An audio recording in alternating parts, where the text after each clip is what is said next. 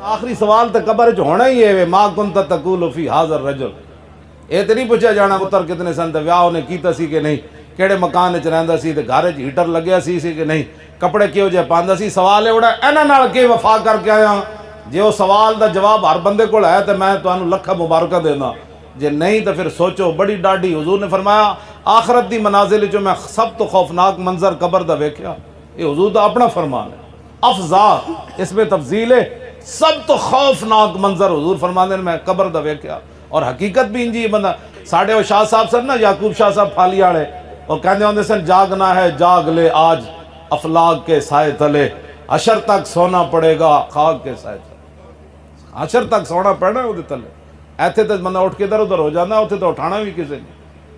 انہاں نال وفا کرو، اور کدی بھی زندگی ایسے بندے کو نہیں بہنا جڑا بندہ انہاں دے بارے کوئی ایویں جی بال کر دے، ایویں گل جس طرح جی یہ میرا خیال یہ مسئلہ، انہوں نے کہا بس بھائی بس، میں تو تیرے کو آیا سی مہمان بن کے، اے پیا اپنی مہمانی تے اے پیا اپنی روٹی، میں تو انہاں نال پیار کرساں جنہاں میرے قبر وچ بھی کم آنا ہے، کل حشر وچ بھی کم آنا ہے۔ عقل محکم مزہ ساسے چونو چند، عشقریاں آز لباسے چونو چند۔ اقبال کہتا ہے عقل ویکھدی کل کیا ہوگا، پرسوں کیا ہوگا، پیسے کتوں آنے۔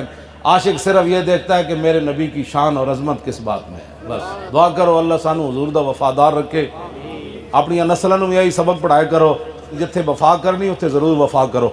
کدی بھی اسی نیکی دے دعوے نہیں کیتے، کدی بھی ساڈے نال کہندی اے مولوی انج ہوندے میں کہ یار جنج بھی ہوندے ہاں حضور دے نال وفادار ضرور ہاں، غدار نہیں ہاں۔